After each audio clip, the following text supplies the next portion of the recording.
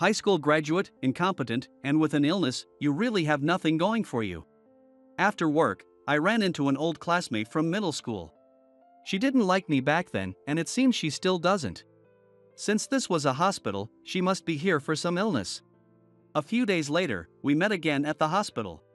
Meeting you again, this is the worst. Well, I'm actually your attending physician.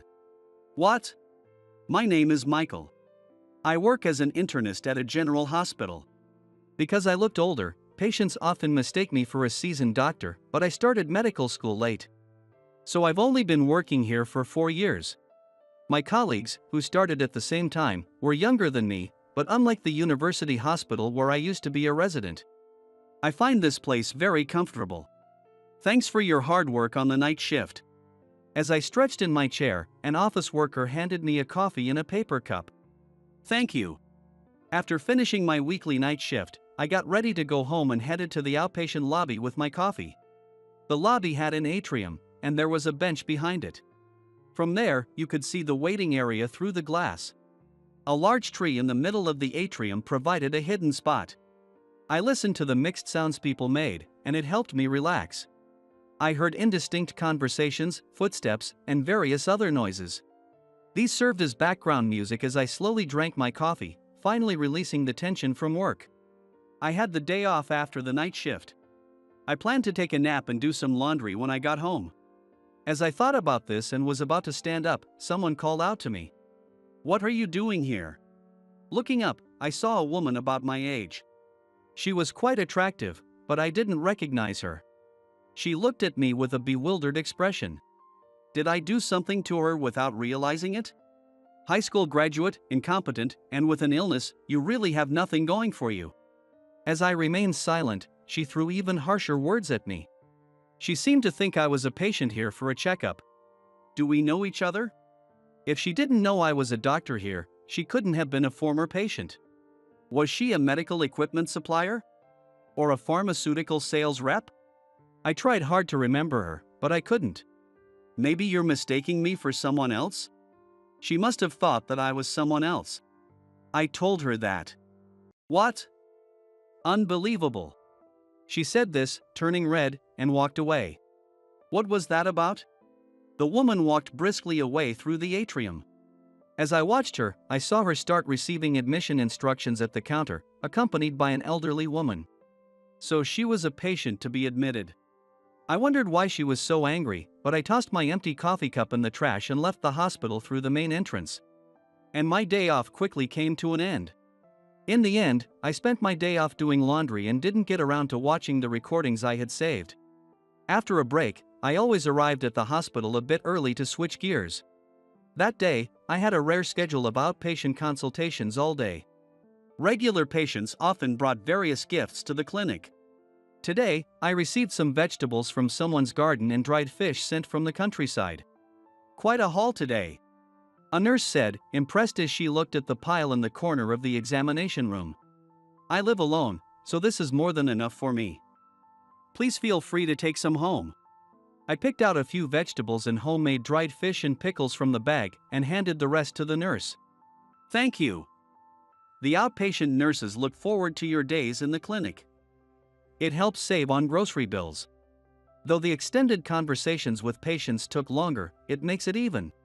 She said, glancing at the clock. It was already past lunch break. I did it again. Sorry. I'll be more careful. I have a bad habit of chatting too long with patients, pushing back the schedule. The nurses never complain and go along with it, but I feel bad for cutting into their valuable break time. It's fine. Thanks to your popularity, we get to save money on groceries. But you might want to treat the single nurses to lunch sometime, they'd appreciate it. Got it, I'll do that. I'm really sorry. The nurse smiled, picked some vegetables, and left, saying, see you later. Michael, did you get goodies again? My colleague, Kevin, another internist, called out as the nurse left. He always speaks to me with a touch of formality, probably because I'm older. Goodies? Yeah, I got some homemade pickled plums and dried fish today. Nice. There's plenty, so help yourself. Thanks. I live alone, so these are really appreciated. I know, right? Well, you're especially popular with the elderly. Yeah, being liked by anyone is great. You get an amazing amount of goodies. It's like a popularity contest. You're the only one who gets so many gifts every time. Really? I thought everyone got some. That's what makes you special. See you later. I stopped my colleague as he was leaving. Oh, you did the morning rounds today. Thanks. Don't mention it, it's our job. Nothing new except a new patient in a private room. When I was at the university hospital, I was always pressed for time and got scolded by nurses for talking too long with patients. There was constant competition with colleagues, all trying to please the professors. That environment didn't suit me.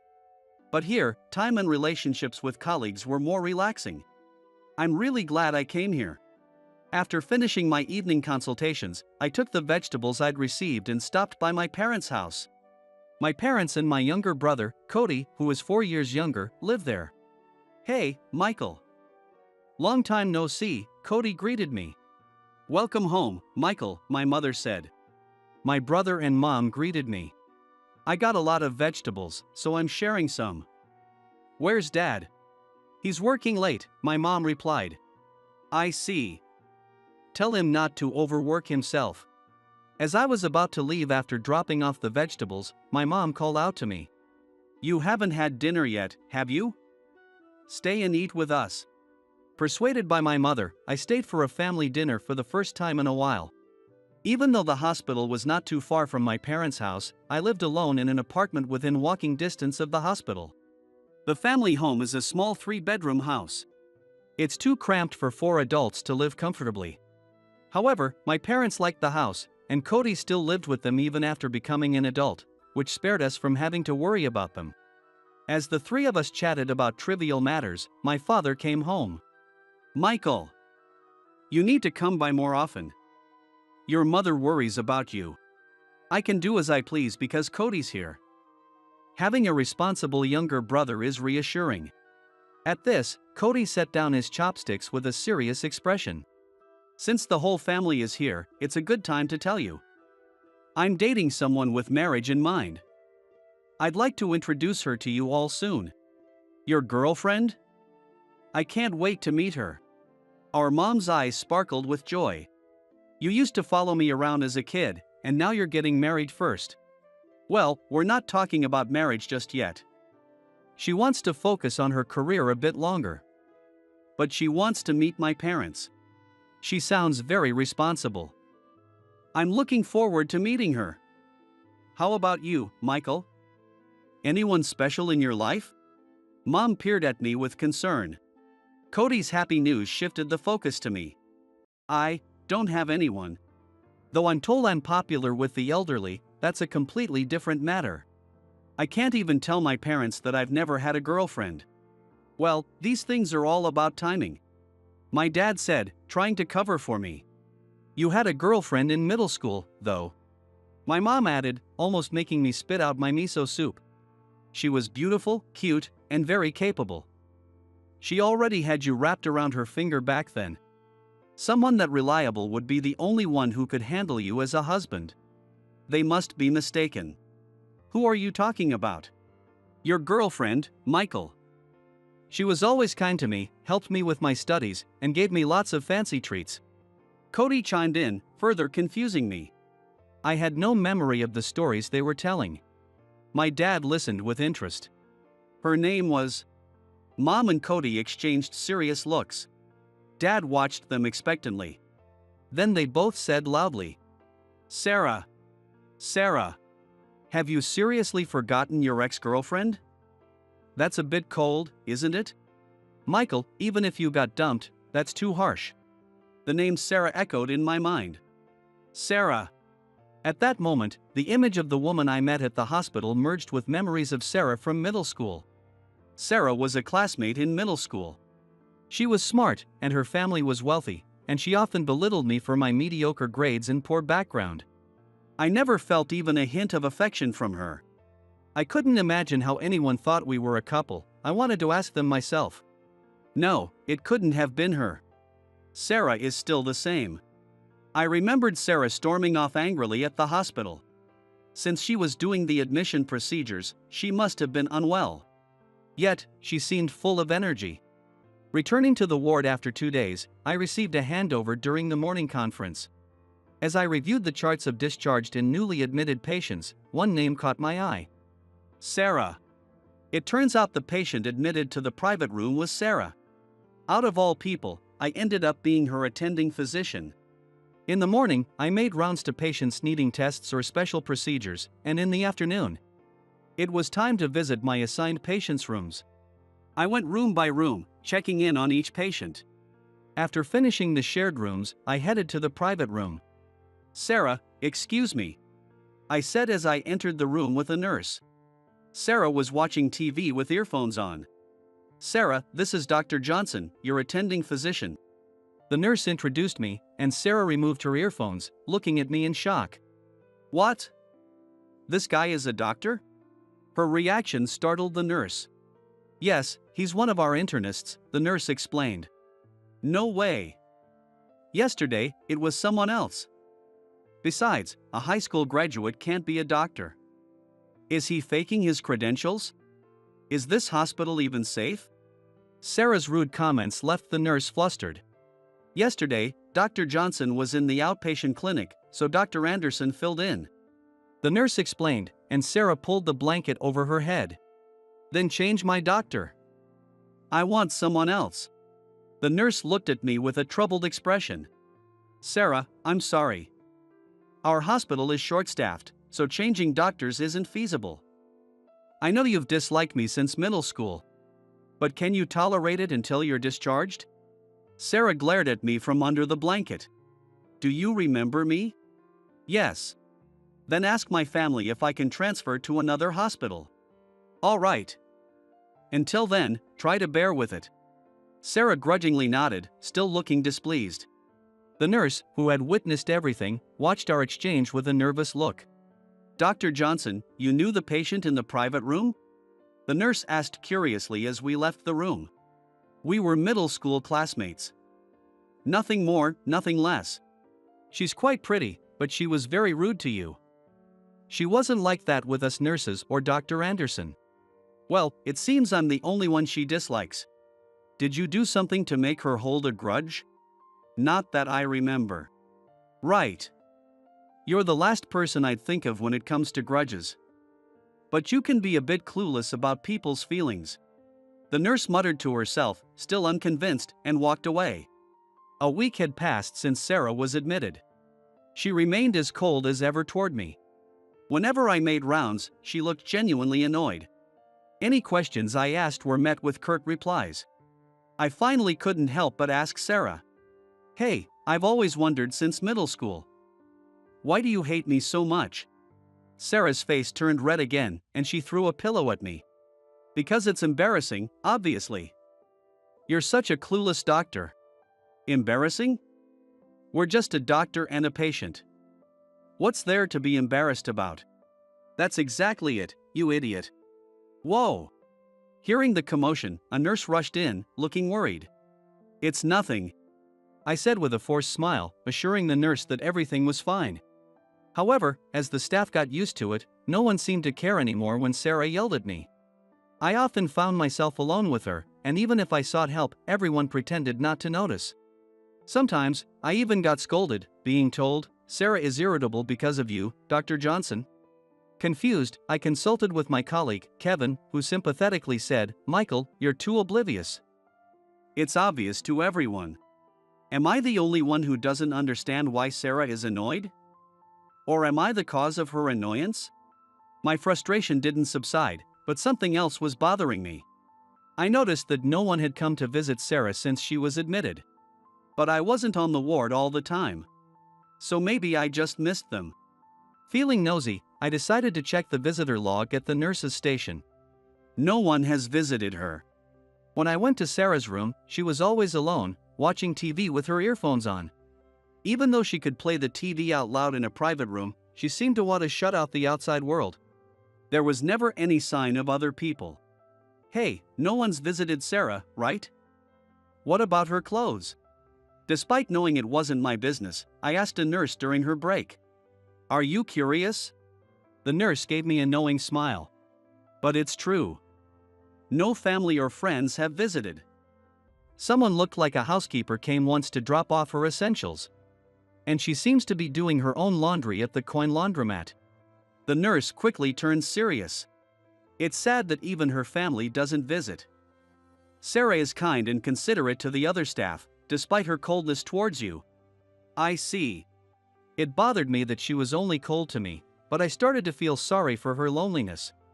There is a garden with a gazebo on the hospital grounds. The garden is reserved for inpatients, where people often go for walks or engage in rehabilitation with physical therapists. It's also a shortcut from the outpatient clinic to the wards, so I occasionally pass through. That day, as I walked across the lawn, stumbling slightly, I spotted Sarah sitting on a bench in the gazebo, which was unusual. "Hey, it's almost time for rounds. You should head back to your room," I called out to her. She looked up at me with an annoyed expression. "When can I be discharged?" "Oh, I need to discuss that with your family, but they seem busy." Sarah laughed cynically. "Busy? Maybe. They don't care about me. Spending time on me is a waste to them." I sat down next to her. "They don't care? You had top grades in middle school. You always boasted about your parents praising you. That was just a front. They never praised me. They always told me to be like my brother. Even if I scored 99, they'd say, 'Your brother got 100, you're not trying hard enough.' When I got into a higher-ranked university than him, they told me to know my place. I realized I didn't belong at home, so I moved out as soon as I got a job." "You went through a lot. You were rich, smart, a student council president, and highly regarded by teachers. You seemed like the perfect student. Turns out, there's more than meets the eye. Stop pretending to understand. I don't need your pity. You grew up in a close-knit, poor family, never being denied by your parents. You can't possibly understand my struggles. And now you feel sorry for me because no one visits. Well, maybe a little. That makes me angry. Being pitied is the most humiliating thing. Sorry. I honestly didn't know what to say to her. I realized that she had maintained her self-worth by comparing herself to me. As if seeing through my thoughts, Sarah added, "I validated myself by comparing myself to you. But honestly, I was just jealous. That's why I often visited your house." "Wait, you came to my house?" "Yes, when you weren't there." "Seriously?" I was surprised. I had no idea she had been visiting my house. "When I visited, your mom would always make rice balls for me as a snack. You know, since I always ate fancy meals prepared by the housekeeper. I craved simple homemade food." "Well, I didn't know that. That's why I looked forward to your mom's rice balls. In exchange, I gave your brother some of my snacks. I would do origami with Cody and help him with his homework. We got along well." "I see. That's why Cody said she was kind to him." "I see. It's nice to learn more about you." Sarah's face turned red. "Did I say something to upset you again?" I braced myself for her reaction, but she said nothing. The silence made me feel increasingly embarrassed. "Hey, Just as I was about to say something, Sarah stood up and walked away, leaving me behind. "Dr. Johnson, you got turned down by a pretty lady, didn't you?"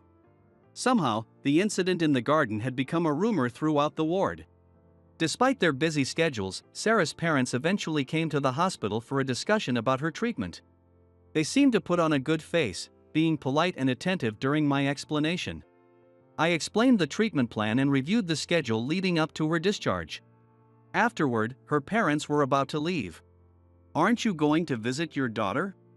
I didn't miss the brief look of annoyance on Sarah's mother's face in response to my question. However, she quickly masked it with a fixed smile. "Of course, we'll see our daughter before we leave." "Right, dear?" Her father remained silent, following her lead. Eavesdropping isn't good, but I was concerned about Sarah. Feeling uneasy, I lingered near Sarah's room. Then I heard yelling, You're such a disappointment compared to your brother. Stop being such a burden." The door then slammed open. "Ah!" Sarah's mother stormed out with a furious expression and nearly bumped into me. "Excuse me." I apologized, but they brushed past me without a word. "Wait, please. Your daughter is sick and scared. No one chooses to get sick. Calling her a burden is unfair. Please show her some compassion." I tried to stay calm as I spoke. I knew it was none of my business and that Sarah would be angry with me, but I couldn't hold back. "This is a family matter. It doesn't concern you, Dr. Johnson," her father said dismissively. "She went to a better university than her brother out of spite. She's inconsiderate and selfish. She left home on her own. And now she expects us to deal with this. We've had enough." With that, they walked away. A week later, "Dr. Johnson, hurry." I was called to Sarah's room. Although she had been recovering well and her discharge date was set, her condition suddenly worsened. "Stay with us, you're going to be okay." I wasn't sure if Sarah could hear me as she struggled to breathe. "Her family is here," the nurse announced. "Sarah." The only person who had come was Sarah's grandmother, who had accompanied her during admission. Today, she was escorted by a housekeeper. When her grandmother held Sarah's hand, her eyelids fluttered slightly. "Don't worry, Grandma is here with you." "What about the rest of her family?" "We couldn't reach her parents or her brother." "I see." Once the treatment was complete and her condition stabilized, Sarah's grandmother stayed by her side for a while. Sarah remained asleep the entire time. "Ma'am, we should head back soon, it's almost curfew." The sun had set without me noticing. "Excuse me, do you not live at home?" "I live in a nursing home. It's far away, so I can't visit my granddaughter often." "I see. Dr. Johnson, please take good care of my granddaughter." "You can count on me." Despite being still lively, Sarah's grandmother had moved into a condo-style home at the recommendation of Sarah's parents due to her age. She said, "I'll come again," to the sleeping Sarah before leaving. The next day, Sarah seemed perfectly fine, as if yesterday's events never happened. "Grandma came to visit, didn't she?" She looked happy reading a note left by her grandmother at her bedside. "See, you do have family who cares about you." When I said that, she snorted. "I'm sorry for being so mean to you in middle school." Sarah's sudden apology caught me off guard. "Wait, am I going to die today?" The words just slipped out of my mouth. "What? Why would you say that?" I thought I heard a strong hallucination. Sarah looked at me with exasperation as I stood up suddenly. I worked up the courage to apologize, and this is your reaction? I was horrible because of jealousy. Looking back, it was so childish and embarrassing. I'm sorry for all the hurtful things I said. I know I can't take them back. Still in disbelief, I stared at her. For a moment, I thought it wouldn't be so bad if today was the end of the world. At least I got to hear those words from you. Don't be ridiculous. Do you know you're stomping all over my courage? She pinched my nose as she said this. When I tried to speak, she let go, looking resigned. I envied your life. You seem so privileged, wealthy, and carefree. My mom was a single parent, and before she remarried, we struggled financially. Even after she remarried, my stepfather was often ill and couldn't work much. So, I aimed to support my family financially. You weren't related by blood to your father? Yet, you all seemed so close. Sarah looked puzzled. Cody is my stepfather's son, so we aren't related by blood either. I see. Blood ties aren't everything, are they? I didn't need to be so fixated on it. Sarah smiled softly, a smile I'd never seen before. And it made my heart race. I took a deep breath to calm myself. Maybe so. My biological father was abusive, which is why my mom divorced him. My stepfather was a kind and gentle man who raised us well. He treated us equally, so much that you didn't notice the difference. I didn't know all the details as a child, but I remembered crying in front of my biological father and my mom comforting me, scared. My stepfather raised us well, but I still held back. With Cody in the family, I couldn't ask them to spend money on me. That's why I worked part-time throughout high school, studied hard, and earned a scholarship to medical school. Sarah listened quietly but then started to panic. Wait. You're making me feel so ashamed of myself. I've had a privileged life thanks to my parents, went to a good university, got a decent job. And here I am. That's still something to be proud of. You worked hard to get into university and find a good job. Even if you had financial support. It's not fair to overlook the struggles you faced or the hurtful comparisons made by your family. Thank you. Sarah smiled at me, and my heart nearly stopped. I had been worried for a while, but Sarah continued to recover and her discharge date was set. I'm going to cut ties with my family when I get discharged. This illness marks the start of my second life, Sarah declared, as if convincing herself. From now on, I'll live my life without being tied down by family. I've never had a family and never will. She looked resolute yet sad as she smiled. But you have your grandmother who rushed over from the nursing home. I reminded her. Sarah nodded, looking relieved. That's true. And you have me too. What? Don't make me say it again. Let's be a family. I felt my face burning with embarrassment. Sarah stared at me in disbelief. My face grew hotter and sweat trickled down my back. Are you serious? I thought you hated me. She hugged me tightly, almost making me lose my balance. I steadied myself and supported her. Would you be part of my family, including my stepfather and Cody? Yes. When we announced our engagement at my parents' house, my mom said, "So, you two were still dating?" And Cody exclaimed, "You got back together," which made no sense. My father's words, "make her happy," carried weight, and I felt determined. After finding a new place, we immediately brought Sarah's grandmother to live with us. Now, Sarah, her grandmother, and I live together. Soon, we'll be welcoming a new family member. When our child is born, we'll shower them with as much love and support as possible. Our child will definitely be happy. With that hope in mind, I looked at Sarah, who was smiling gently beside me. Hey, you think you can mess with my sister and get away with it? You better make this right. One day, I found an incredibly beautiful high school girl who seemed weak in the park. I took her to the hospital. And when she said she had no place to go, I decided to take care of her at my place. However, not long after, a black luxury car pulled up in front of my apartment, and the intercom was pressed repeatedly. Terrified, I cautiously opened the door to find a tough-looking man, who clearly had connections to the underworld, standing there. I want the girl back, he demanded, his veins bulging on his forehead. Without much choice, I was taken to a mansion. My name is Alex. I've always loved books, and that's the sole reason I became a librarian. Honestly, it doesn't pay much, but I find immense joy in being surrounded by the books I love every day. One morning on a day off, a high school girl in uniform wandered into the library. Her strikingly beautiful features and long, sleek black hair caught my eye, and I couldn't help but stare at her. Watching her read was like a scene from a movie. While organizing the shelves, I kept glancing at her and even misplaced books several times. She spent the entire day reading until closing time. The next day, I resolved to do better, reflecting on my mistakes from the day before. I messed up a lot yesterday. It's Monday, so she shouldn't be here today, and I need to stay focused.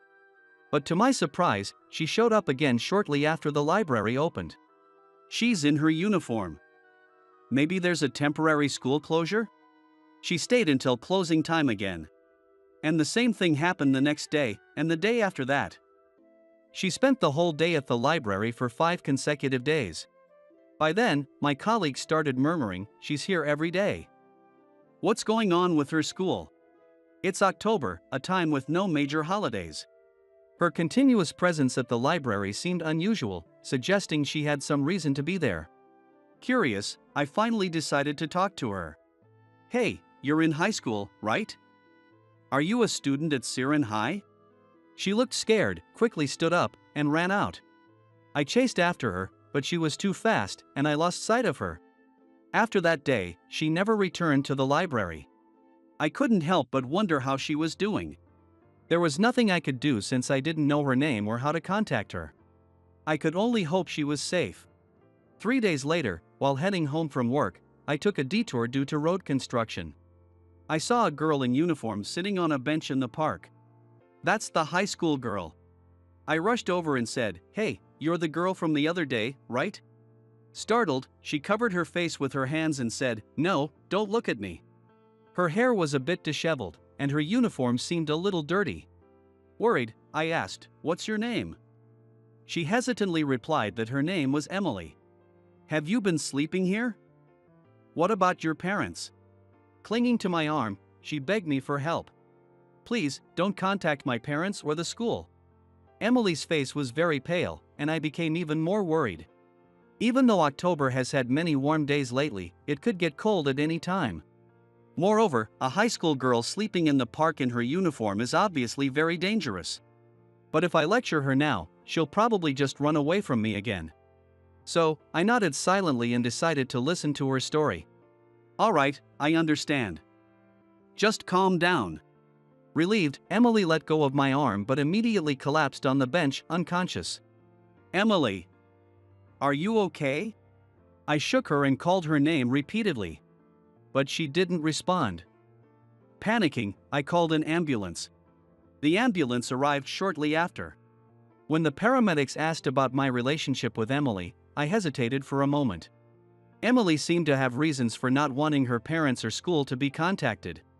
But if I said I was a stranger, they might investigate and contact her family anyway. So, after a brief hesitation, I lied and said I was her brother and accompanied her to the hospital. Fortunately, Emily wasn't seriously ill. According to Dr. Smith, she hadn't eaten anything for 3 days, which caused dizziness and anemia. I told Dr. Smith that my sister had been dieting recently to avoid suspicion. Since I couldn't just leave her, I stayed by her side until she recovered. After a night of intravenous fluids, she was feeling much better and thanked me profusely. "I'm sorry for all the trouble. Thank you for not telling the hospital staff the truth and for covering the costs.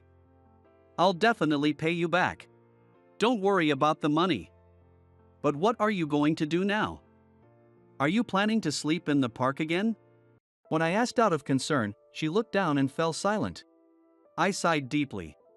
"Is going back to your family still not an option?" "No." "I see.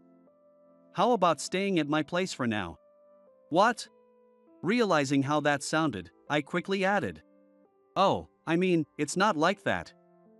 I just can't let you sleep in the park again." Emily laughed softly at my flustered explanation. "I understand. I'll take you up on your offer, then." She nodded and smiled. We went back to my place, where I let her take a shower while I cooked a simple meal. It was just some vegetables and meat stir-fried together, but Emily seemed very happy and ate with gusto. That was delicious. "It's been a while since I've had a warm meal. I'll cook tomorrow to thank you." "Can you cook?" "I'm looking forward to it then." "Well, don't expect anything fancy," she said with a shy smile. Since she would be staying for a while, I bought her some basic necessities, though she insisted on wearing my clothes instead of new ones. "I feel bad about you buying clothes for me," she said, wearing my oversized shirts, which made my heart race a little. Living with Emily brought unexpected joy to my previously dull life. Every morning, she greeted me with a bright smile, "Good morning." We'd have breakfast together, and she'd send me off to work with a "have a good day." And when I came home, she'd welcome me with a welcome back. We'd watch TV and chat in the evenings, and while we didn't share the same bed, we slept in adjacent rooms. These everyday moments became so much more enjoyable with her around. Wait, have I always smiled this much? As someone who had always been engrossed in books, I used to have a rather stoic expression. But lately, I found myself smiling all the time. I even caught myself humming while working or walking home, which was surprising even to me. My co-workers seemed to notice the change in me, often teasing, "Did something good happen? Alex, you look so happy lately. Did you get a girlfriend?" During this time, I realized something important. I love her. I want to be with her forever. But right now, I'm acting as her guardian. And she's still in high school. With everything considered, I couldn't bring myself to confess my feelings. One day, perhaps tired of waiting, Emily crossed her arms and asked me, So, what do you think of me? Well, As I hesitated, Emily pouted and said, "Come on, be clear." "Fine, I'll say it first. I think I've fallen for you, Alex." "What?" Her unexpected confession filled me with joy and excitement. "Thank you. I like you too, Emily." She smiled happily. "So, you'll stay with me, right?" "I'll quit school and find a job." However, her words brought me back to reality. "I want to be with you too, but what about your parents? You're still a minor. We can't keep this a secret forever." She shook her head, "No need. It's my life." But I held her hands and looked straight into her eyes.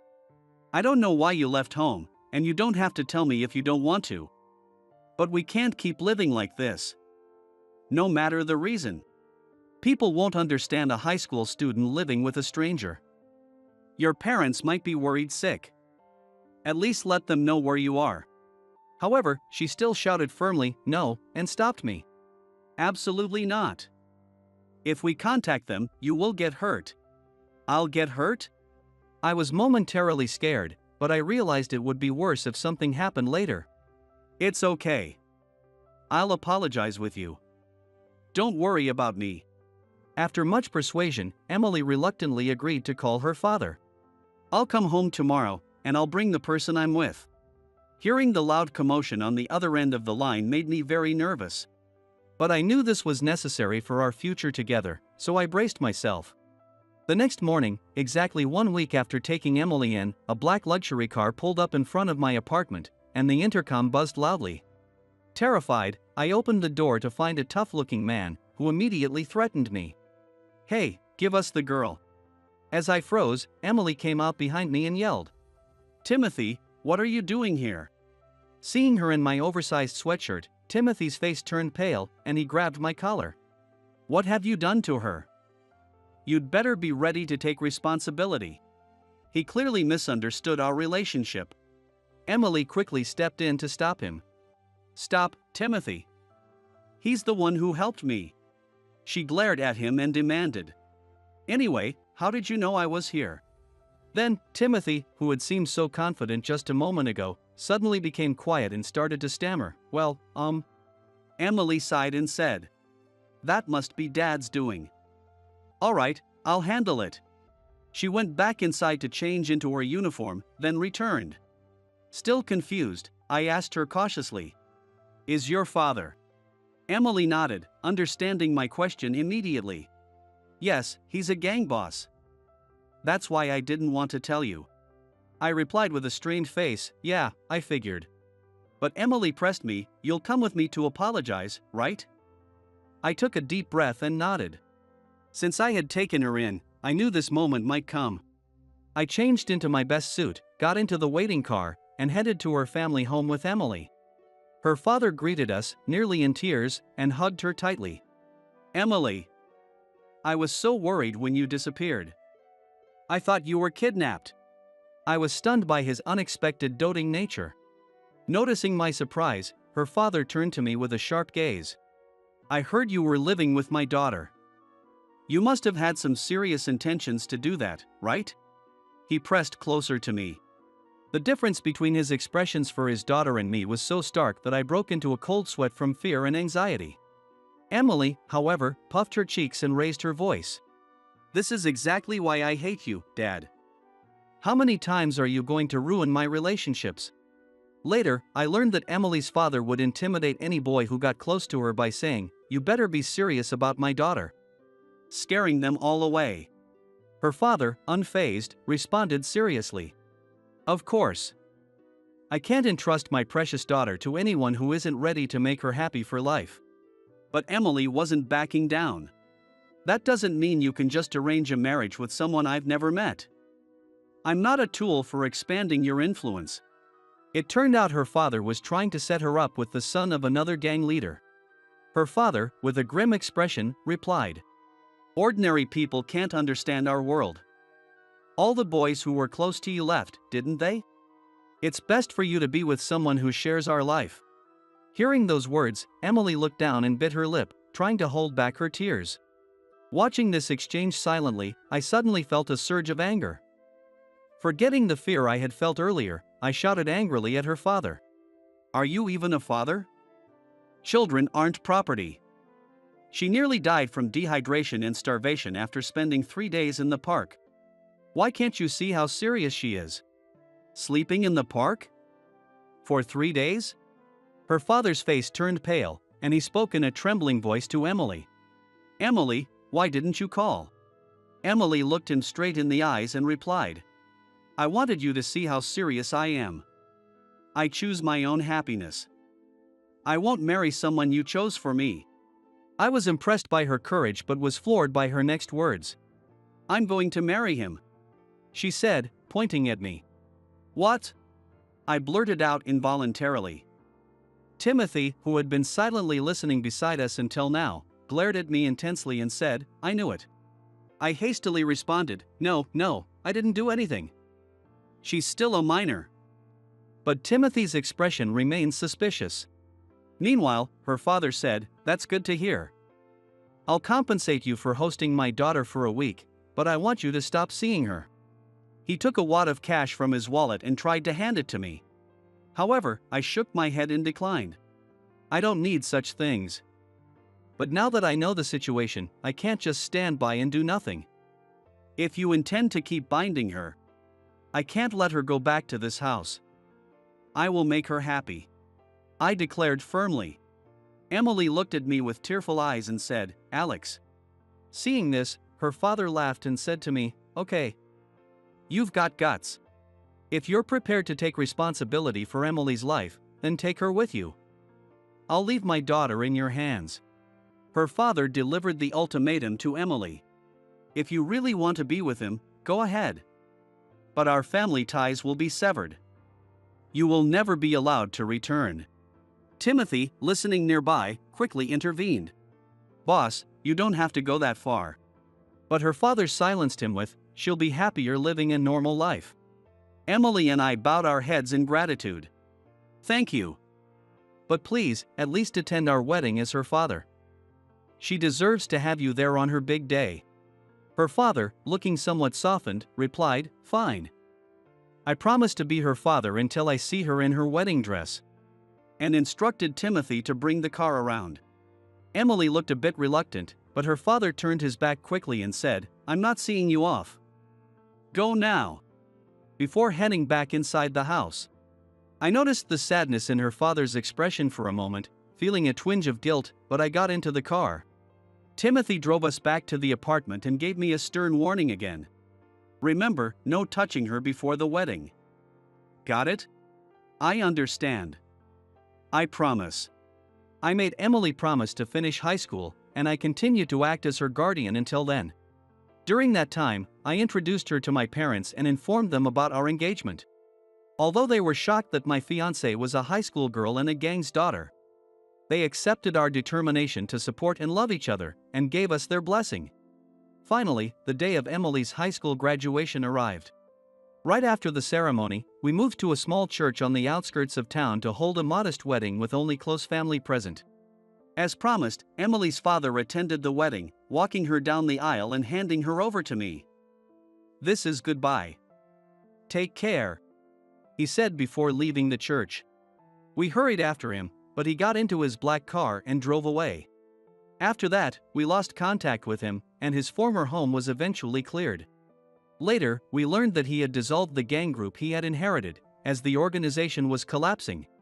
He had left to start a new life somewhere else. Emily sometimes remembered her father and cried, but she would smile bravely and say, We shouldn't interfere with his decision. I'm going to be a mother soon. A few years into our marriage, we were expecting a child. As I gently patted Emily's belly, I murmured, When our child is born, let's hire a detective to find your father. Even a stubborn man like him would want to see his grandchild. You really are brave, Emily said with a slight smile, placing her hand over mine. But I'm glad I chose to be with you. Meanwhile, I continued working as a librarian. Not long after our child was born, while I was continuing my usual work as a librarian, an unexpected person walked into the library. And I was stunned. It was Emily's father who had entered. He sat down and started reading a book with a serious expression. Seeing the book's title, I understood his situation. When he tried to leave at closing time, I ran after him and called out, "Sir, it's you, isn't it?" He turned around, startled, and tried to escape. "Please, don't run away like your daughter did," I said, grabbing his wrist. He stopped, resigned. "My shift is over. Why don't you come see Emily? We had a son recently." His eyes flickered with emotion, but he said, "No, I'm too busy." "Aren't you free?"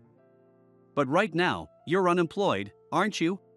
I said, pointing to the book in his hand. It was a job-hunting book, and today was a weekday. It was easy to tell that he was currently unemployed. Then he asked, "Please don't tell Emily." He has tried to find a new job since then, but his gang background and age have made it difficult for him. I don't want Emily to know about this pathetic situation. With a pained expression, her father spoke, and I responded, "With all due respect, I think you're much better now than you were before, like more human. You were really scary back then." Angrily, he retorted, "What did you say?" But I smiled and continued, "Emily wants to see you. She'll accept you as you are now." Reluctantly, he agreed to come home with me. When we arrived, Emily was genuinely shocked. She immediately teared up and hugged her father. "Dad, where have you been all this time?" Her father, too, teared up as he embraced his daughter. After that, we all started living together. He helped with housework and taking care of his grandchild while continuing his job search. I helped him with his resume and interview practice, though I found myself constantly critiquing him. "Your handwriting is too messy on this resume. You don't need to write perfectly, but at least make it legible. During the interview, you need to smile more warmly. Not with that scary smile. Your voice is too intimidating. Try speaking more gently." I realized why he had struggled to find a job, because his resume and interview demeanor were problematic. Thanks to my advice, he eventually secured a job at a company.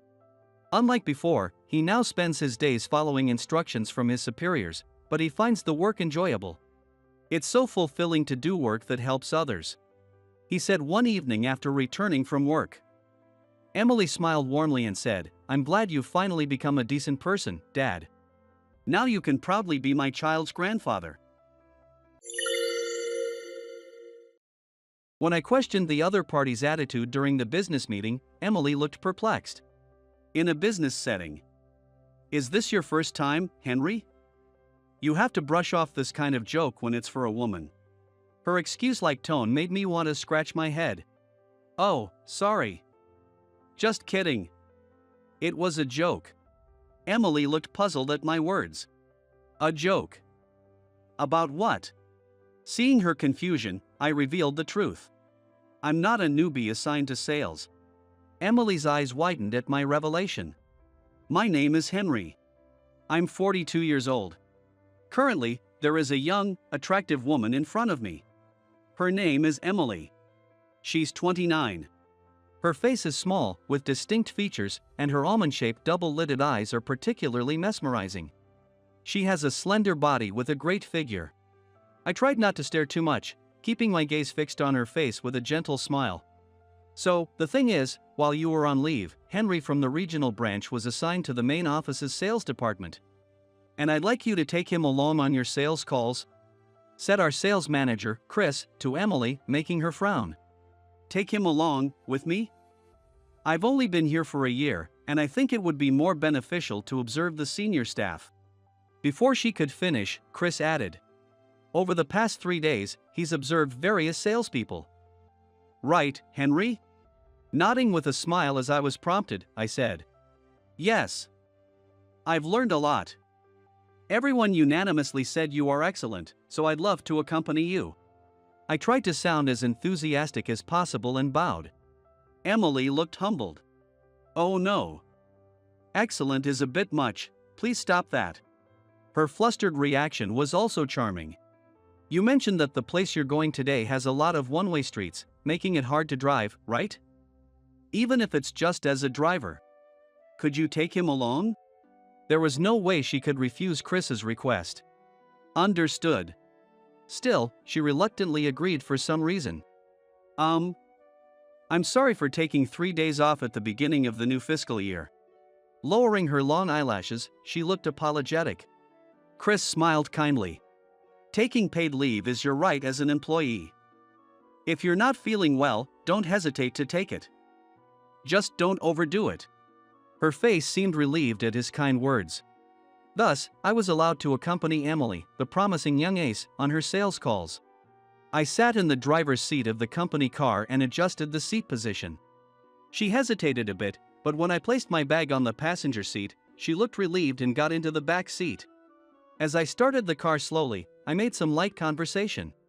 Well, I was happy about the promotion to the main office, but I never thought I'd be transferred to a completely different department at my age. You must have been surprised, right? An old guy like me as a newbie. When I glanced at Emily in the rearview mirror with a lighthearted tone, her eyes widened. A completely different department. I nodded. I was in accounting at the branch office. From a dull accounting job to our company's glamorous sales department, I was really shocked. I said with a laugh, and her face lit up.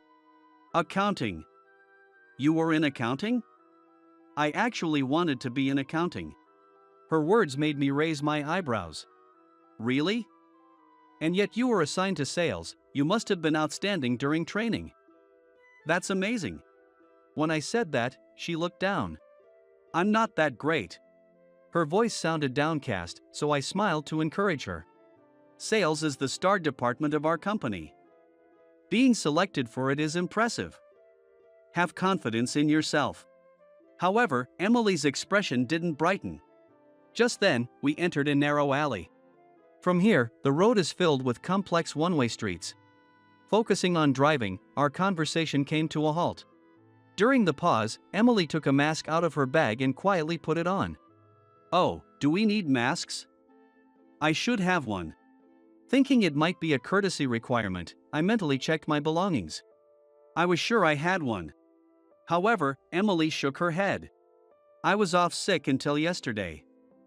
I might pass it on to the client. Her voice was clear, without any nasal sound or phlegm. Feeling a bit puzzled, I parked the car in the designated lot and turned off the engine. We both got out of the car and walked towards the client's company. After about a minute, a large office building came into view. Emily, walking a bit ahead, suddenly stopped. Wondering what was wrong, I was about to ask. However, she had a tense expression and didn't look like she wanted to be spoken to. Remaining silent, she took a deep breath and said, "Let's go," and entered the building with determination.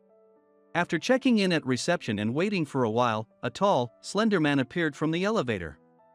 Emily. Long time no see, he called out, raising his hand. He seemed a bit frivolous, but he was handsome. Emily bowed deeply. I apologize for not being able to visit the other day. The man waved his hand dismissively. No worries. More importantly, are you okay? If I had your personal contact info, I could have visited you. I frowned slightly. Oh no, a visit is too much. I'm sorry for causing a delay in the delivery schedule. Emily continued, still bowing. It's fine. Your boss suggested sending someone else, but I insisted on you. Let's go to the meeting room I've reserved. Only then did the man acknowledge my presence. Oh? Is this person with you? Emily nodded. This is Henry, who recently transferred. He's accompanying me as a driver today. Henry, this is Alex. Introduced, I bowed deeply and introduced myself. I'm Henry. Nice to meet you. When I looked up, Alex looked utterly indifferent and said, Yeah, nice to meet you. Then he added, I wanted it to be just the two of us, Emily, in a light-hearted tone. She forced a strained smile. Their exchange left a black cloud of frustration hanging over me, and I sighed lightly. We entered the conference room, but Alex continued with his small talk. Are you fully recovered? How about we celebrate your recovery?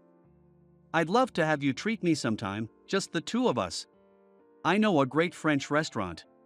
Is this what sales conversations are like? Having worked in accounting for so long, I found it hard to grasp this kind of small talk. No, as you can see, I still need to wear a mask. Emily gently declined. Alex seemed dissatisfied. Come on, you don't need the mask.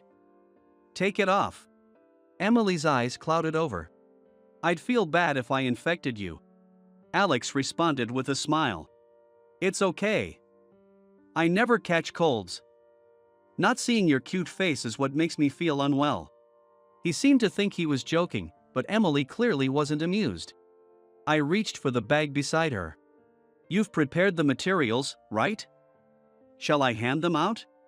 Emily flinched a little but then raised her voice slightly. Oh, yes. Please do. I nodded with a smile, handed the materials to Alex, and placed some in front of Emily as well. After bowing, she looked directly at Alex. Now, let me present next month's delivery schedule and introduce our new products. Thank you for your time. Shifting from small talk to a serious tone, Emily's professionalism was evident, though Alex seemed somewhat displeased but nodded. Her handling of the meeting was impeccable. Regarding next month's deliveries, it seemed like a routine discussion. Her presentation was smooth and flawless. Notably, her introduction of new products was outstanding. She clearly outlined the benefits compared to current products and emphasized the profit margin despite the higher prices. Any questions were answered promptly without even looking at the documents. It was proof she had thoroughly studied the materials. After completing her explanation, Alex seemed inclined to consider her proposals positively, signaling the end of the meeting. But then, Emily, you lack assertiveness. Alex's comment made the room freeze slightly. I think you should use the assets you have. If you did, you'd have me wrapped around your finger. Unable to bear his lecherous gaze, I stepped in. What assets are you referring to? My blunt question made Alex frown. What? Feigning ignorance, I smiled. If there are such assets, I'd love to know. Alex's face darkened with annoyance. Never mind, it's not important. As his mood soured, I stood up abruptly. My apologies. Shall we go, Emily? We have a tight schedule ahead, right? Emily, startled by my abruptness, stood up as well, her eyes wide. Oh, yes. She stammered. I bowed deeply to Alex and said loudly, Thank you very much for today. It was very educational, and turned to leave. Ah. Well, excuse us.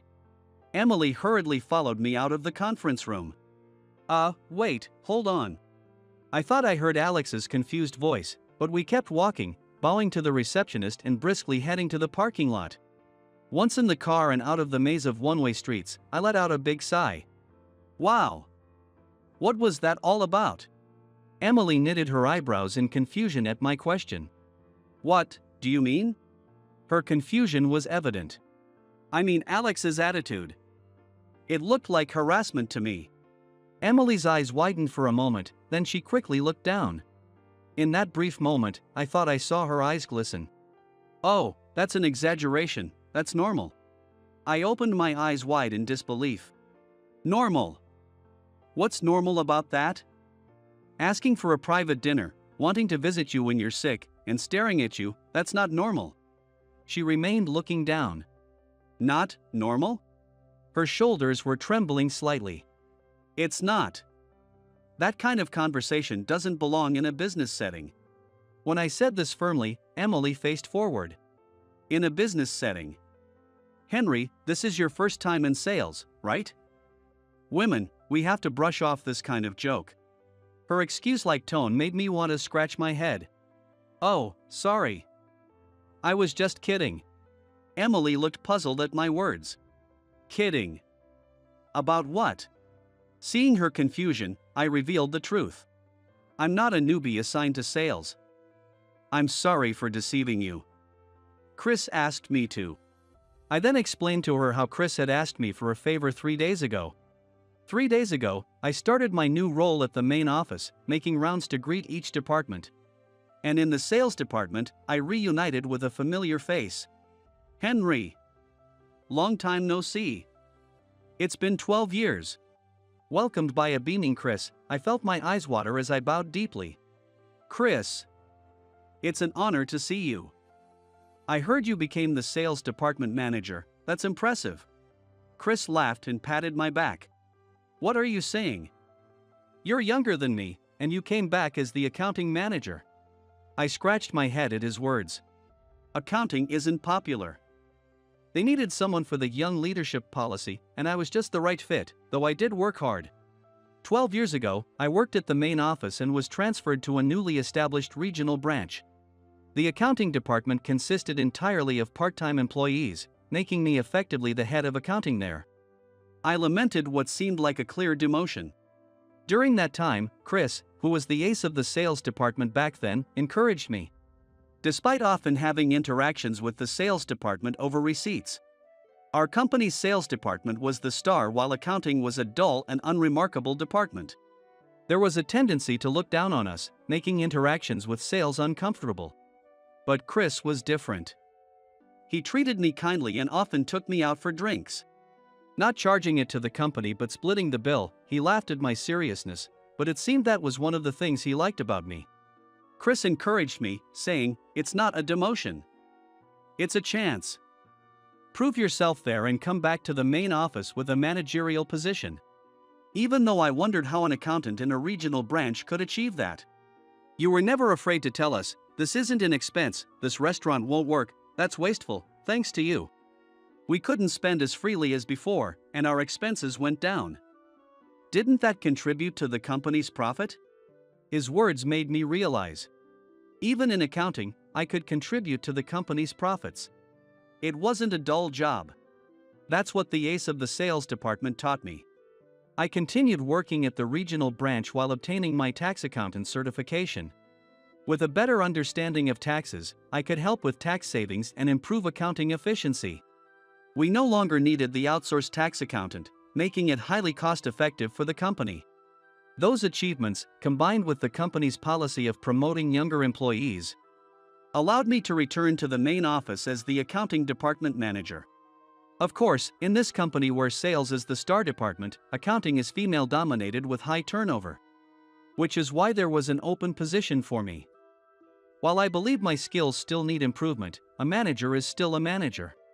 Chris welcomed me with a smile. He glanced at a particular desk and frowned slightly. "Be happy about becoming a manager, but keep a close eye on your subordinates. Otherwise, you might crush young talent." His ominous words made me sit up straight. "Is something wrong?" When I asked, Chris led me to the conference room. It seemed like a topic he didn't want to discuss. Once inside, he told me about a young woman.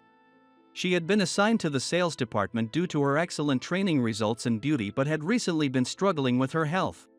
Whenever someone asked if she was okay, she insisted she was fine, but she always seemed distressed during sales calls.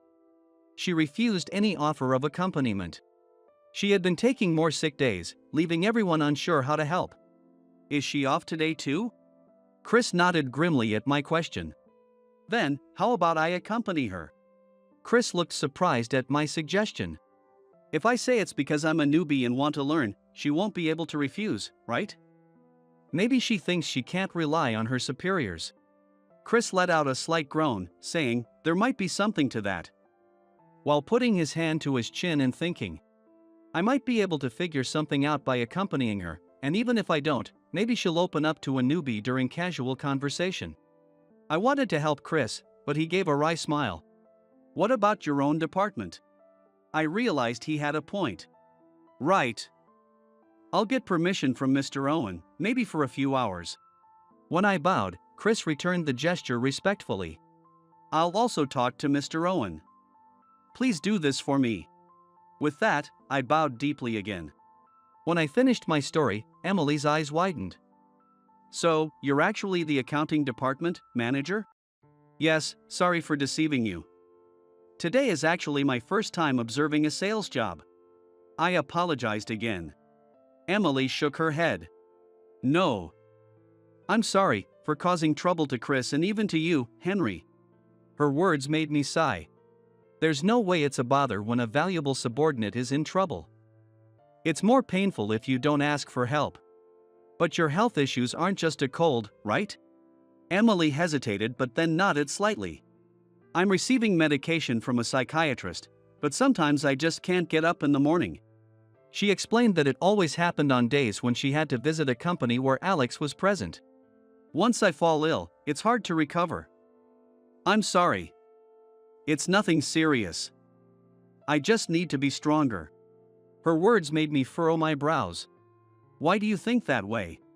Emily's eyebrows drew together. Because I've always been told, with a face like mine, I shouldn't take teasing so seriously. They said it's because I take things too seriously that things go wrong. She seemed to have struggled with her appearance since childhood. Especially someone like me, they said I shouldn't rely on my superiors. Now that I'm an adult, I should solve things on my own. Her words pained me deeply. Your appearance has nothing to do with it. It's the manager's job to take responsibility and solve problems when something happens. Please, talk to us. Emily's voice trembled with tears. What should I say? If I take such casual remarks seriously and complain, they'll just call me paranoid. Suggesting business dinners or asking for my personal contact information could just be their way of wanting to build a smoother business relationship. It was painful to watch her struggle. You've been told that in the past, haven't you? Tears finally spilled from Emily's eyes, large and glistening. If I just endure it, everything will be fine. My performance isn't bad. I'm contributing to the company. I just need to be stronger. I sighed softly. I'll report this to Chris along with my observations. I actually recorded a bit of our conversation. Emily turned pale at my words. Don't worry. I won't make a big deal out of it. From my perspective, it was harassment, and it's understandable that you're struggling. But Chris might see it differently. I just want to confirm. Emily seemed to wrestle with her emotions silently for a while but eventually nodded slightly in resignation. And then, 2 weeks later. Emily, have you finished the check? I asked, and Emily looked at me with a bright smile. Yes. There were no mistakes. Seeing her lively expression, I couldn't help but smile back. That day, when I returned to the office and reported to Chris, he was furious. But then he immediately turned his anger inward. I should have been more attentive. She's so beautiful, it's not surprising things like this happen. I assumed she had no worries because she was so talented and chosen for the top sales role. That was my mistake. He blamed himself for not noticing his subordinate's distress. This is one of the reasons why I like Chris. I suggested to him that Emily be transferred to the accounting department. Chris thought long and hard. He pondered for a week. Surprisingly, Emily was one of the top 3 performers in the elite sales department until recently.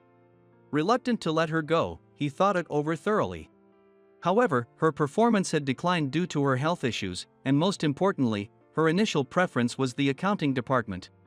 After much deliberation, Chris recommended her transfer to Mr. Owen. In her place, a young man from the accounting department who admired the sales department was eagerly transferred and is currently being trained hard. Though he seems to be enjoying it. Alex expressed disappointment at Emily's transfer, but Chris took over her client duties for a while. Chris laughed, saying Alex was terrified of dealing with the former super ace. One day, as I left the office on time, I heard quick footsteps approaching from behind. Turning around, I saw Emily, slightly out of breath. Do you have some time after this? Having gotten through the busy end and start of the month, today marks the beginning of being able to leave work on time. There's no denying that. Is there something bothering you?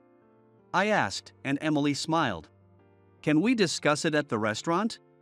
I straightened my posture slightly and nodded. Emily chose the restaurant. It was a stylish Western-style restaurant with private rooms, offering a variety of dishes from trendy agillo to my favorite fried chicken and salted squid. We ordered fried chicken, beer, and agillo, which I tried for the first time, and toasted. As I drank the beer, Emily watched me intently. Feeling a bit startled by her gaze, I put down my mug. Then Emily dropped a bombshell, saying, "I'll get straight to the point, I like you, Henry." I choked on my beer and started coughing. Are you okay? I was not okay. There was no way a beautiful woman a decade younger than me could like me. Don't joke around. Still coughing, I said, but she shook her head. I'm not joking. I know you don't have a girlfriend or a wife, right? So, I raised my hand to stop her from continuing. Please, stop teasing this old man. I don't have much immunity to it, especially since I was just dumped. In reality, while at the regional branch, I grew close to a part-time employee. However, when my transfer to the main office was confirmed, she decisively ended things. She wasn't willing to leave her hometown. You had a girlfriend, that's a bit shocking. But that means now is my chance, right? Her sudden assertiveness was surprising, so I glanced at her beer mug. It was still nearly full. I'm not drunk. I'm serious. Chris told me, you better hurry, there are many women eyeing him, so I had to make my move. I was astonished to learn that Chris had been encouraging her. Chris knows too? When I confirmed, she nodded with a smile. Yes. He told me to ask him to be our matchmaker. I held my head in my hands. Is it not possible? This isn't a joke or impulsiveness. Among all the men I've met, you're the one I trust the most. No one makes me feel as safe as you do. You were the first to look past my appearance and acknowledge my struggles. I had tried hard not to stare, but was that enough to be the one she wanted? With her tearful eyes pleading with me, I couldn't bring myself to refuse. I gulped down my beer in one go. After being dumped, I thought I was done with marriage, but you never know where fate will lead you. Honestly, I'm still healing. And I never considered you a romantic option due to our age gap. But maybe we could take things slow. Trying to show some adult composure and not appear desperate. I replied, but she tapped the table impatiently. I want to get married soon. I can't wait. Trying to maintain my composure was one of the hardest things I had ever done in my life. And several years later. It hurts, but I'll do my best. It hurts. Holding Emily's hand as she endured the pain, I encouraged her with all my might. You can do it. I can't do much but cheer you on, so keep going. I handed her some water, feeling frustrated at my inability to help more. Since that day, we nurtured our love and got married. Now, at my age, I was about to become a father. Chris, who indeed served as our matchmaker, had asked for a photo of the baby as soon as it was born. Today, he has the day off from work. I wonder if he is eagerly waiting for it. As Emily bore down, Dr. Smith instructed her to relax, and soon, our tiny baby let out a vigorous cry in the doctor's hands. Tears naturally welled up in my eyes. Thank you. Emily, thank you so much. Expressing my gratitude, Emily smiled tiredly. I'm happy to having your baby. I'm sorry it was so hard. Indeed, she had gripped my hand tightly and clung to me, saying she wanted to give up. But it wasn't hard at all. Whatever you did to me, it wasn't hard, compared to what you went through. When I honestly shared my feelings, Emily grinned. I want at least 2 more kids, so we'll have to go through this 2 more times. I nodded with a smile. While Emily received postpartum care, I was ushered out of the delivery room and sent a photo to Chris. He responded immediately. He had indeed been waiting anxiously. His congratulatory message brought tears to my eyes. I'm surrounded by wonderful people. Emily, our newborn baby, and the children we will have. I want to protect them all. In order to do that, I need to stay healthy and live a long life. I murmured with a smile as I stood in the hospital hallway. You're fired. I don't need anyone who goes against me. Pack your things and get out. I was fired for standing up to the company president. After that, I decided to start my own business, encouraged by my boss, Anna. This time, I won't run away. I'll stand tall and fight. I can't let someone who hurts our valuable employees get away with it. Who are you, really? Seeing everyone like that, Anna's eyes welled up with tears. My name is Sean. I'm turning 30 this year. I joined an IT company as a new graduate and this is my 6th year there. I moved from the countryside to the city after graduating from college and have been living alone. Since I was good at handling computers, I majored in IT in college. The company I joined was built from scratch by the president, Mr. Roberts. Mr. Roberts is known as a savvy businessman, and his company is well regarded in the industry. At first, I was proud to have joined such a prestigious company as a new graduate. I was also excited about the new life that awaited me. However, reality was not so easy. After joining, I gradually realized that Mr. Roberts had many unreasonable and coercive rules. And I became increasingly troubled by complying with them.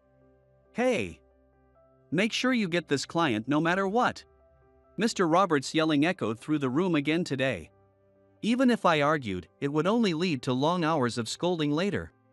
I had already learned this in the few years since I joined the company. By this point, it felt like we were all being worked like slaves under Mr. Roberts. "Sean, you look like you have something to say. You know what happens if you go against me while you're here, right?" "Yes, I understand." Mr. Roberts glared at me. I had planned to speak up today, but his piercing gaze froze me in place. As a result, I ended up saying nothing. I had good sales performance and stood out from others. It was expected that I would be promoted, and I was confident about it myself. However, achieving good results in this company was no easy task. Even I, a system engineer, was sent out for sales division and given quotas. The quotas were almost impossible to achieve. I often had to take work home and pull all-nighters. If I didn't meet the quotas, I would be summoned by Mr. Roberts for training. Although we got overtime pay, the workload was exhausting, and everyone was worn out. But amidst these hellish days, there was a small solace. "Great job. You're the top performer this month again." "That's amazing." It was Anna, our section chief, handing me a can of coffee. "Thank you. But it was just luck." "That's not true. It's the result of your skill and effort." I felt embarrassed by the direct compliment and looked away. Anna is 6 years older than me. She is not only good at her job but also considerate of her employees, and everyone admired her.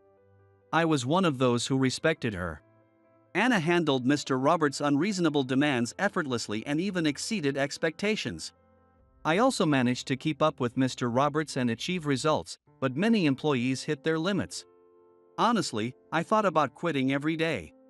However, thinking about the clients who needed me and Anna made it hard to make a decision. I loved my job as an engineer, and of course, my colleagues all took pride in their work. It was painful to see my colleagues lose their sanity and leave because of Mr. Roberts. I'm just not cut out to be an engineer. During a break, it was my subordinate, James, who came to me for advice. "That's not true. I vouch for your skills. You need to have more confidence." I said this sincerely. It was not a lie. James has exceptional abilities and is a valuable asset as an engineer. However, he has a significant flaw: his communication skills are extremely poor. When he first joined, he spent his days working in isolation, not talking to anyone, just staring at his computer. I was chosen to be James's mentor. Over the course of about a year, I gradually built a rapport with him until he finally started talking. As I got to know him, I discovered that he had a surprisingly friendly side and an extraordinary passion for his work. We often spent entire nights talking about work. However, despite his talents, James struggled with sales, and as the monthly report meetings approached, his anxiety visibly increased. Then came the day of the monthly report meeting. Mr. Roberts was frustrated because sales performance was worse than he expected these days. As usual, the meeting started with a long speech from Mr. Roberts. He frowned as he pointed out the disappointing current situation. Sometimes he mixed in his old war stories and boasts, and depending on his mood, he would single someone out for a public scolding. I really hated this part. It felt no different from bullying. All the yelling made it hard to absorb any meaningful content. That day, Mr. Roberts' target was James. He was made to stand up and was subjected to a relentless tirade from Mr. Roberts. It was so harsh that it felt like an attack on his very humanity, and it was unbearable to watch. But no one dared to speak up. Anyone who did would risk becoming the next target. "Listen, someone as gloomy as you has no right to live." "I'm sorry." But upon hearing this, I stood up without thinking. I felt my blood boil. Everyone's eyes turned to me, but I didn't care. That's enough. There are things you can say and things you can't. Before I knew it, the words were out of my mouth. Once I started, I couldn't stop. "Oh, got a problem?" I don't think you need to go that far. He glared at me with intense anger, then turned his gaze to Anna. Hey, can't you control your subordinates? This is your job. I'm sorry. He got a bit heated. This doesn't reflect his true feelings. Anna bowed her head in my stead. I felt guilty for making Anna apologize, but I met Mr. Roberts' gaze head on. If I was going to do this, I might as well say everything I needed to. After all, I was the top performer here. I had every right to voice my opinions. I resolved this in my heart and spoke up. With all due respect, Mr. Roberts, I think your methods are outdated and no longer effective. That's just your excuse. If you strike when your opponent hesitates, it will surely lead to sales. That's how I built this place. In today's world, your methods are increasingly counterproductive. Our recent sales have been poor, haven't they? Sean, stop. Anna called out to me worriedly, but I continued. Compliance is becoming more stringent. I think we need to be more considerate and accommodating. Are you questioning my methods? Since when did you get so high and mighty? Mr. Roberts stood up and slammed his hands on the table. His eyebrows were furrowed, and his face turned red with anger. You seem to be under some misconception, but no matter how good you are at your job, you're just a pawn in this company. He sat back down with a thud and crossed his legs. And I'm the one who moves those pawns. If you can't follow my rules, you don't belong here. He continued in a harsh tone. You're fired. I don't need anyone who defies me. Pack your things and get out. He glared at me. The deep wrinkles on his forehead and his otherwise handsome face only made him look more ruthless. Wait a minute. Anna raised her voice at his declaration. What is it, Anna? Do you have a complaint too? It's fine. Anyone who questions me isn't needed here. No matter what, it's too harsh to fire someone on the spot like this. Mr. Roberts interrupted Anna with a smug grin. This happened because of your poor supervision. I'll need a report later. He then completely ignored me and started flipping through his papers. That day, I decided to quit the company. But I had no regrets. I would have regretted it more if I had abandoned James in that moment. After finishing the resignation procedures, as I was about to leave the company, Anna called out to me, and I turned around. Anna, thank you for everything. As I tried to thank her, Anna's voice trembled with pain. You didn't need to quit. I'm so sorry. I failed to protect you as your supervisor. She apologized deeply this time. No, this is for the best. Unable to look at her face, I left the company. As I stepped out of the company entrance, someone was waiting for me. I'm coming with you. It was James, clutching a large cardboard box in his arms. Knowing him, there was no point in trying to change his mind. Are you sure you want to come? Absolutely. And so, we left the company together. We started working as freelance engineers. However, freelancing proved to be far more challenging and unpredictable than we had imagined. We quickly realized how valuable the company's brand name had been. Some months, our earnings surpassed what we made as employees, but other months, they were significantly lower. The lack of stability meant living in constant fear of running out of savings. Yet, working with James and supporting each other made those days fulfilling. 2 months after quitting my job, I received a call from Anna, and we arranged to meet at a cafe. Are you off work today? In response to my question, Anna shook her head and said, No, I quit too. It's all his fault.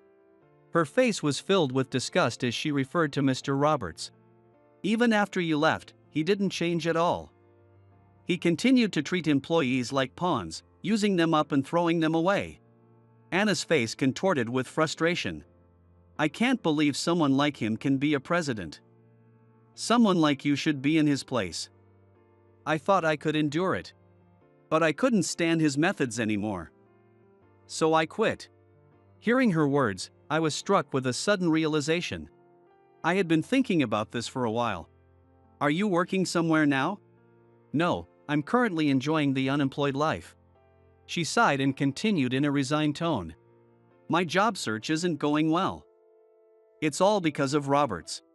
Did Mr. Roberts do something? I don't have any proof, but I keep getting rejected at the document screening stage. Even when I manage to get an interview, mentioning my previous company creates an awkward atmosphere and I never hear back. I think he's putting pressure on them somehow. I couldn't believe that the incredibly talented Anna was in such a situation. If you don't mind, would you work with me? I'm planning to start a company. But I can't offer much pay and it won't be at the same level as before. Anna looked visibly confused by my sudden offer. If you want, it could just be temporary until you find something else. But there's no pressure. Really? She looked at me skeptically.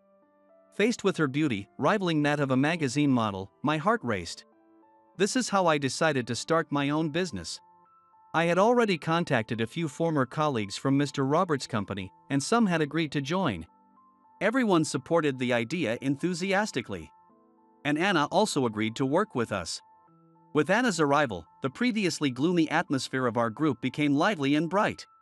Despite being only 30 years old, she had risen to the position of section chief at Mr. Roberts' company.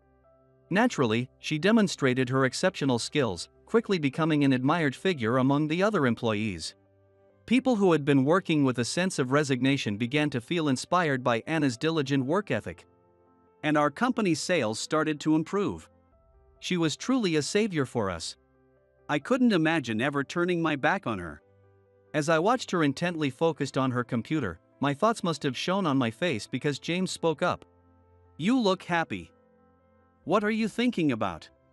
Nothing, really. I tried to hide my smile, but James grinned knowingly. I think you two make a good pair.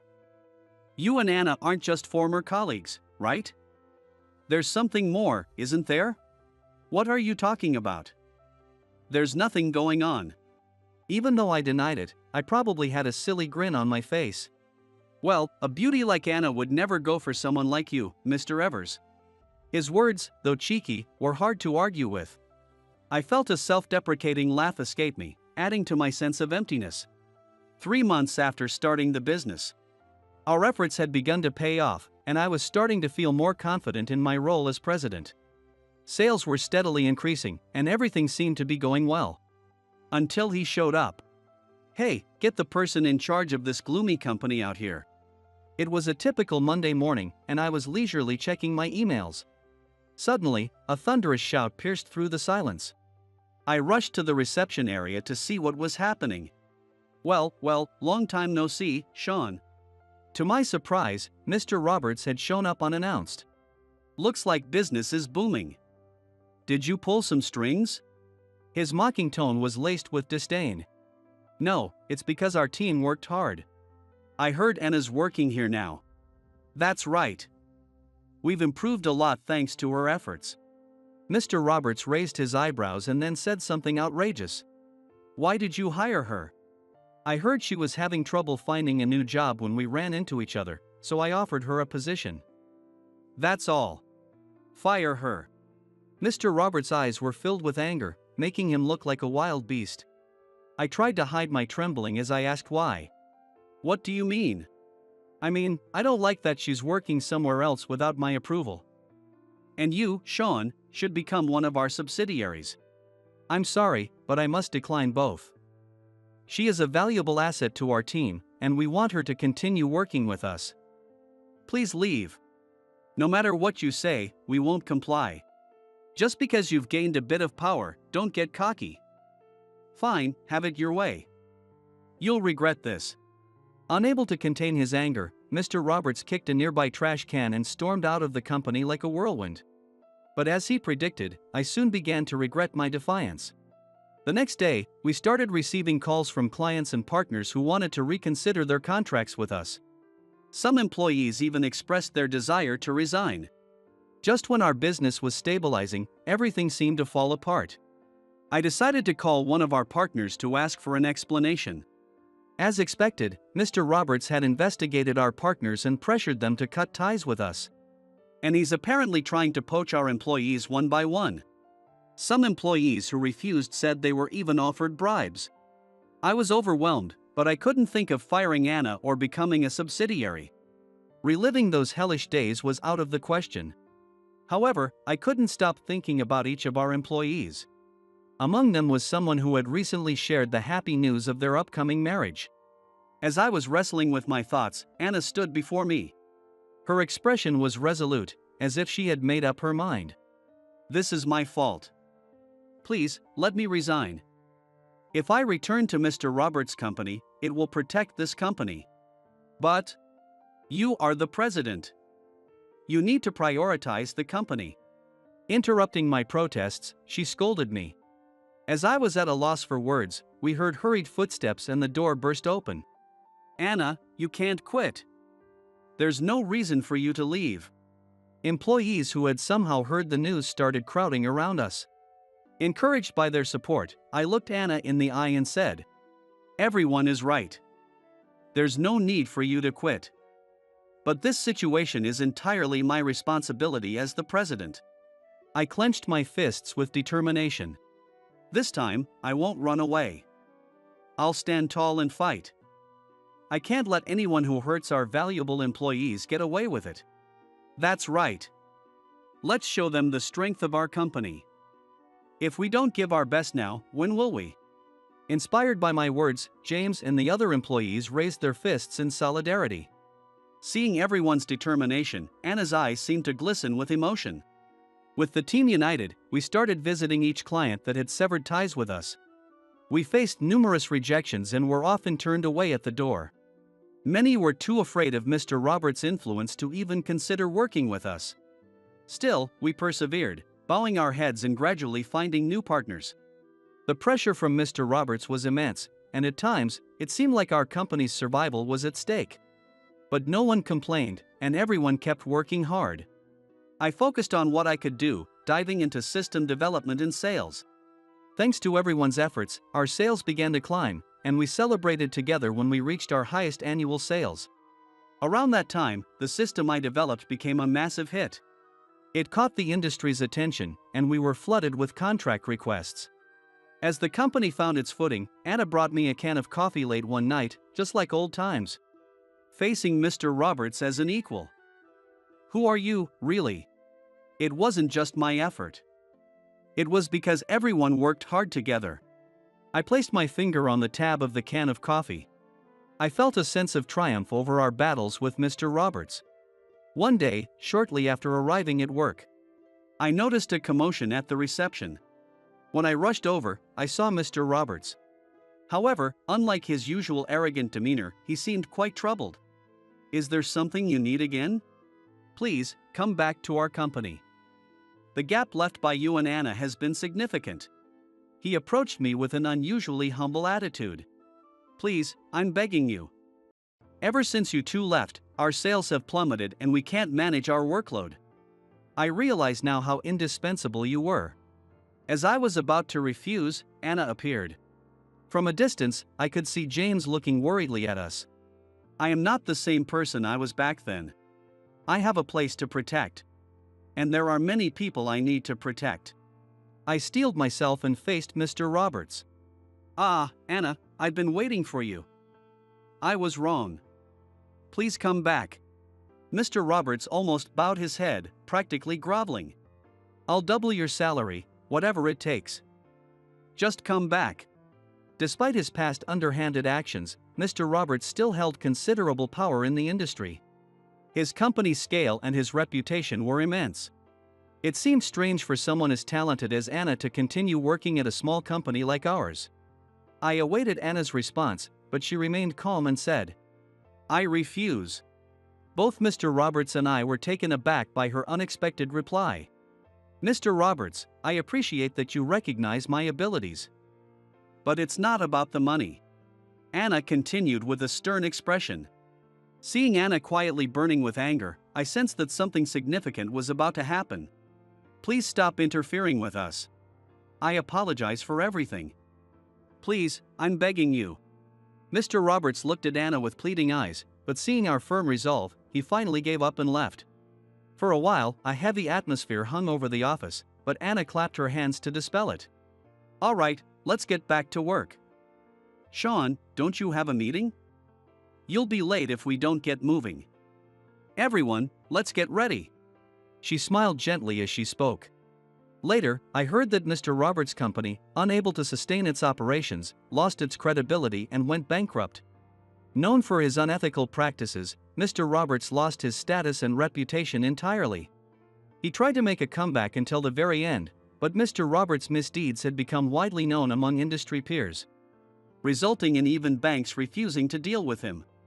As soon as his company went under, we stopped seeing Mr. Roberts around our company as well. Rumor has it that he now works multiple part-time jobs from morning till night to pay off his remaining debts. However, his pride as a former president caused constant conflicts with his co-workers. As a result, he frequently changed jobs, and now, no one knows where he is. The real victims were the employees affected by the bankruptcy. Despite the company's collapse, it had long been a major player, attracting talented individuals. Even after Anna left, some employees who admired her kept in touch. Among those, a few joined our company, drawn by the fact that Anna was here. This happened just as our company was stabilizing. We were discussing expanding our workforce, so it was incredibly fortunate timing. Unlike before, when we constantly worried about the next day's finances, we were now able to manage the company with some breathing room. Remember when Mr. Roberts barged in and asked you to come back? I've always wondered why you turned him down.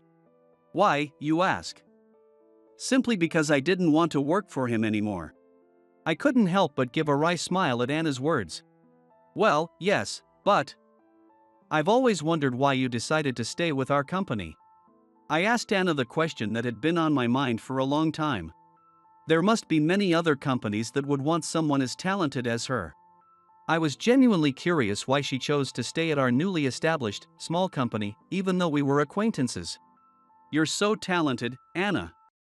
You could easily succeed at a bigger company. Anna sat down on the sofa and began to speak, revealing her feelings that had been building up. When I was at the previous company, I was dissatisfied with the methods and rules. But I couldn't say anything because I didn't know what would happen if I did. She looked straight at me as she spoke. Sean, you had the courage to stand up to Mr. Roberts. Even though it resulted in you leaving the company, I found that incredibly admirable and inspiring. I was genuinely surprised to hear that Anna had seen me in such a light. After you left, I worked hard, but I often wondered if I was doing the right thing. I listened intently as Anna shared her thoughts for the first time. And just when I impulsively quit my job, you reached out to me. That's when I decided that I would follow you for life. Hearing Anna's story, I felt a bit embarrassed but also relieved to understand her feelings. Thanks to the daily efforts of Anna and the other employees, our company's performance continued to improve. Eventually, we even reached one of our long-term goals of becoming a publicly traded company.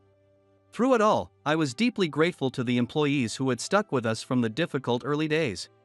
Additionally, there was another significant change in my life. Sean. Today, I want to hear your answer. Anna looked at me with her already large eyes widened even further. During our usual work discussions, Anna would often bring this up, almost like a routine. I had always managed to deflect and evade the topic, but today, I couldn't escape. As I scratched my head, trying to figure out how to handle the situation, Anna suddenly stood directly in front of me. I want to know clearly. How do you feel about me, Sean? I won't move until you tell me. She puffed her cheeks adorably as she said this. I think you're an amazing person who is good at your job and liked by everyone. In reality, I admired her much more than that. She was talented, beautiful, and never arrogant. Her dedication and compassion for others had slowly drawn me to her. However, I didn't think someone like her would ever be interested in a clumsy president like me. So, I kept my feelings to myself, determined to act as just another employee. But being confronted like this made my resolve waver. Seeing through me, she smiled gently. That's not all, is it? I knew. Her face lit up with joy. I felt my face flush with heat. When I started this company, I was desperate. I feared that I would hate myself if I didn't succeed after leaving Mr. Roberts. When our company faced bankruptcy due to his pressure, I often regretted standing up to him. I wondered why I had to go through such hardships. Many sleepless nights passed with these thoughts. Yet, there were people who watched over me during my reckless pursuit. Even someone like me had people who believed in and followed me. Meeting an incredible woman like Anna and gaining irreplaceable colleagues like James made it all worth it. I wanted to keep pushing forward toward our goals without losing sight of what truly mattered. Anna, would you like to have dinner with me tonight? For now, I'll start by opening up about my feelings to the woman blushing in front of me.